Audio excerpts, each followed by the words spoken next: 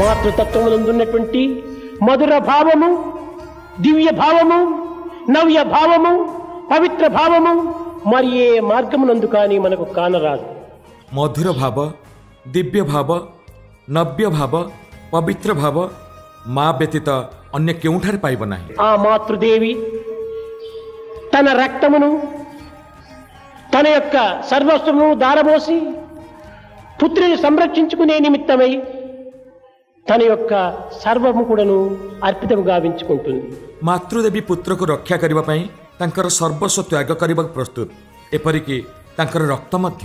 ఈనాడు మానవుని యందు ఈ మాతృ ప్రేమను ఏమాత్రం కూడాను పోషించుకున్నట్టుకు ప్రయత్నించడం లేదు.